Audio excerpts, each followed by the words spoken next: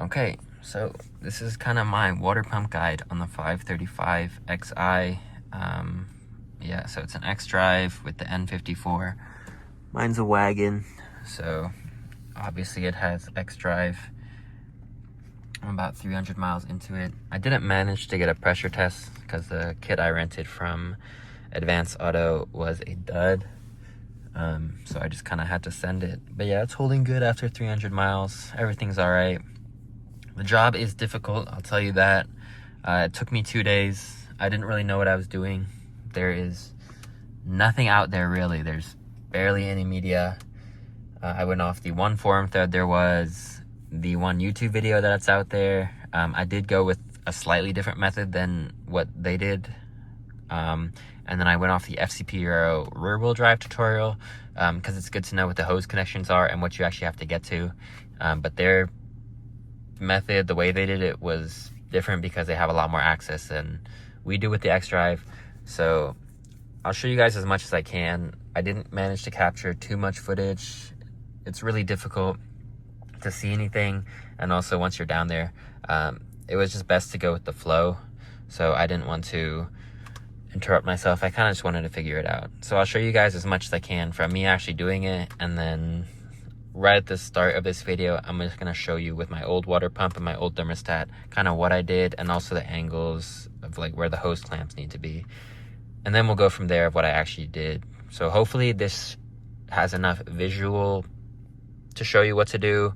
It was a lot of taking it apart and putting it back together again. So because of that, I feel like I could do this whole job maybe in 2 or 3 hours, 3 to 4 hours, compared to the 2 days that it took me the first time.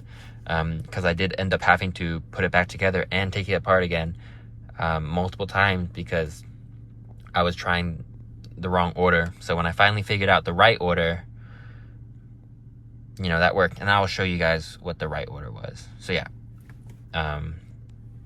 N54 X drive water pump. It sucks, but here's how you do it. Okay, so I'm gonna try and walk you guys through it with everything out of the car. So this is how it's situated basically out of the car. It's not the total correct angle of everything, but it's a good enough representation. So this is number 1, and that's number 2. So those are quick disconnect clips. You just take a pick and you pull them up. They're like U-shaped clips like so, and you yank them up and off. Make sure you keep them somewhere safe. And then you can pull each hose off and just catch any coolant that comes from them. And then try your best to wedge those hoses out of the way to give you more room. The next thing is you want to do undo every single bolt. So these 2 bolts go onto there. Those are 10 millimeters, and then these 2 are E12s, these ones that come off. That is really difficult to get to. You can get to with a socket and an adapter, not an adapter, an extension. That's fine to get to. And then that one's really difficult to get to, this E12. Your best bet is using a 10 millimeter right here.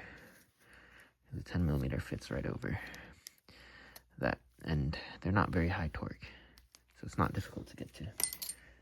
Once you undo both those bolts, you have a lot more flexibility because both of them are floating freely in there, and you can kind of get to them better. So afterwards, you want to get to this bolt all the way in the back, and once they're loose, you can do that kind of, or do that, mostly that. So it's a lot of that.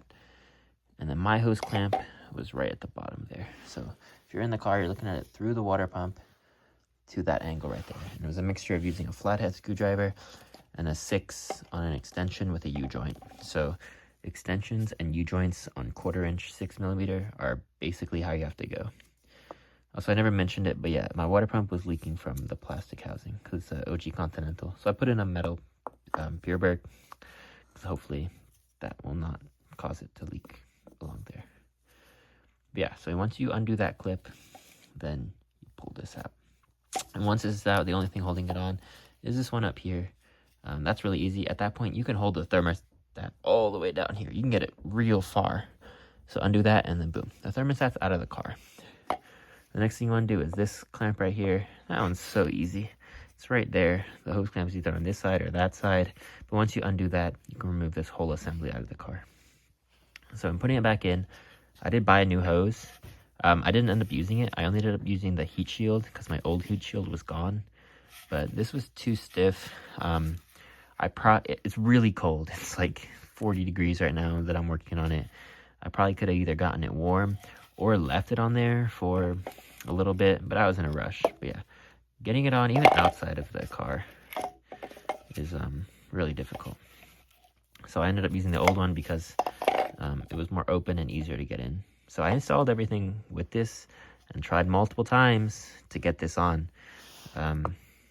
Behind everything, you can feel it. You can stick your hand like that and press against the back of this while you're shoving it. But man, it's difficult. And I got it on once, but best I could do was crooked.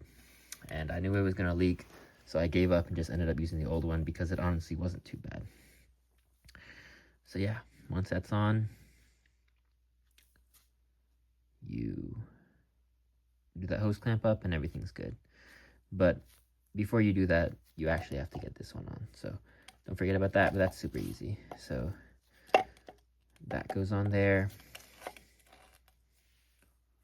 I'm not sure if I said this yet, but yeah, when you go back in with the thermostat, sorry, the water pump, this goes in as one assembly. So install that outside of the car. Then you go on with this one. Make sure the hose clamp is either on this side or that side facing you, because it'll give you and the next person, if you are the next person, a way easier job by having the hose clamp on that side. And then the thermostat goes in. Sorry. Do that up when it's in the car and you start the top bolt. I forgot that. That's very important. I did the whole thing, put in the entire thermostat, but I couldn't get to the top bolt because the thermostat's in the way, because it's like right there. So yeah, do up the top bolt as best as you can. You don't have to fully tighten it, but just get it started, because getting it started is really difficult. So yeah, once that's set, you have a little less room to do that. But again, like I said, you're gonna have to do the pull forward motion. So when the thermostat first goes in, it's this one that goes on first, because you can do it all the way out here.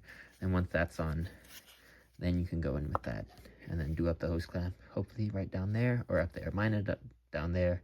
It might have been a little better up there, but I did it just fine down there with a couple extensions. It's like quarter turn at a time, you know, 8th turn at a time, but you get there in the end. So yeah, once all that's done, you're ready to bolt everything together. So you can get those 2 bolts in and then those 2 bolts. And then at that point, you're pretty much good. As long as your connections are tight, you can go on with these 2. Be careful. You really have to push these on. They have an O-ring on the disconnect. That really, it's really tough to shove on. I thought I was doing something wrong at first, but it finally went on. But yeah, that's basically the steps. It's 1, 2, 3, 4, 5. And then that comes out. And then going back in, it's 1, 2, 3, 4, 5. So yeah, that's the order. Don't forget the top bolt. Maybe you can get away with it. I couldn't. I didn't have enough room. But yeah, that's a walkthrough. I'll show you kind of videos that I took while I was doing it, but they're not going to be as helpful as this walkthrough right here. All right, so we got the car inside.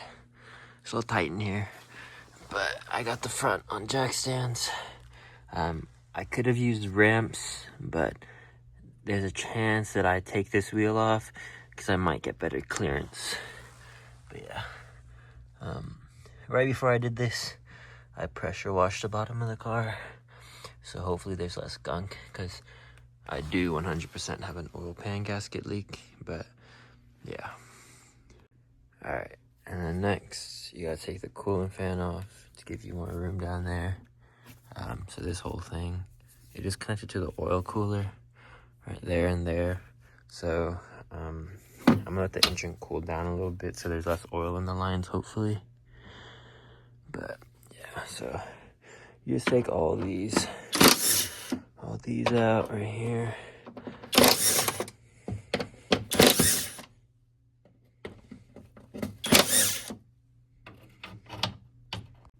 Okay, once all the screws are out, you can just take this piece. You don't have to do that. Undo the hood latch. We're not actually gonna do anything up here, so just lay it across the top of your engine like that. Just don't scratch your windshield. All right, then you just gotta unclip this. Mine has already been jerry-rigged by someone else.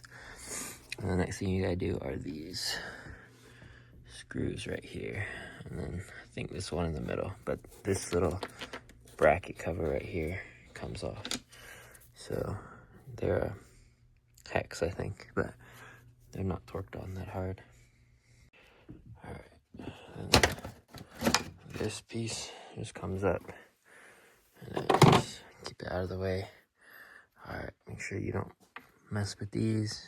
So then you gotta undo this connector, undo the oil cooler lines, just undo those bolts. I think they're hexes. And then there's some stuff you have to do at the bottom, and then another bolt that you unclip there. I'm not gonna go too in depth about that because there's other videos on how to remove the oil cooling fan. Mine's kind of jank from the previous owner, so I don't even have to touch anything at the bottom or undo that bolt. Once I undo the oil cooler lines, mine just comes straight up. So I'm just gonna get it out and then we'll go from there. Alright, so the cooling fan is now out, and you can see there's a lot more room. Fortunately, you are going to drip oil, so I didn't when I should have, but just put something down there to catch the oil.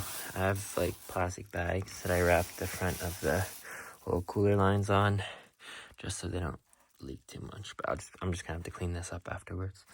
And then again, be careful with this line right here. It's very fragile, so when pulling the fan out, just don't nag it. Shit. Alright, so the first hose is the one that's right in front of the the thermostat.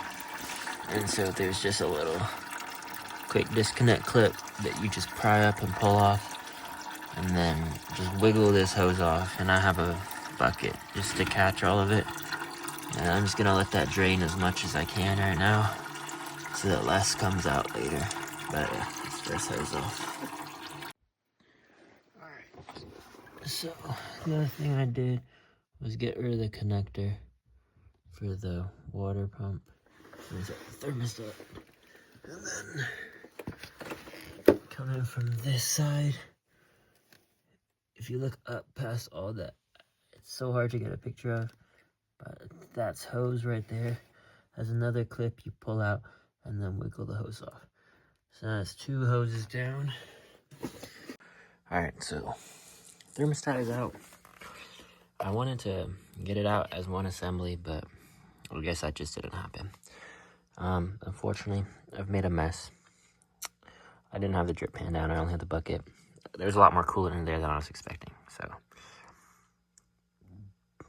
This came out. These 2 go to the front, I think. Yeah, they do. These 2 go to the front, and then that's how it's bolted in.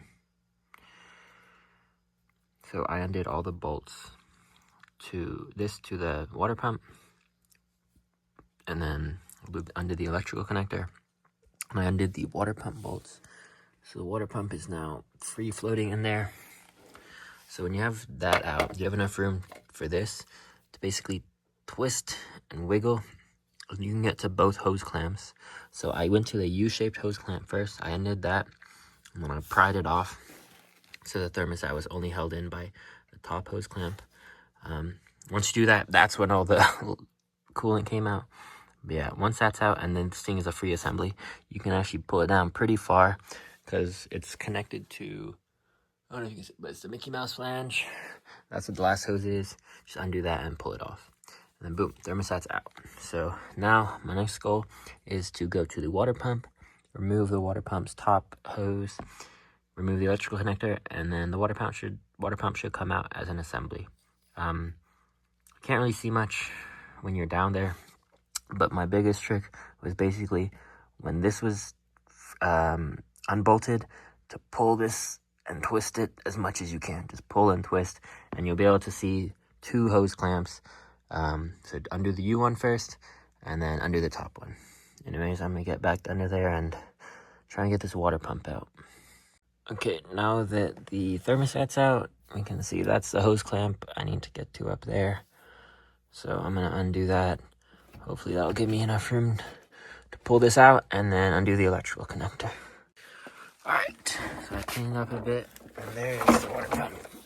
So it's out now, and I took it out with the U-shaped hose attached to it, because that's, I guess, the easiest bet.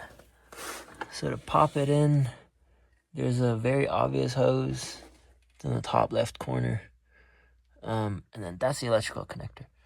So once you undo that hose clamp, pry the hose off, yank it off, and bring it down, you can undo the electric connector, and that's the last thing. And the water pump is free. So my water pump is leaking. I don't actually know where. I can't see it, but whatever. Not important. We're gonna put the new one in, and basically we're gonna do the reverse steps. Okay, so old and new water pump, and I got this hose.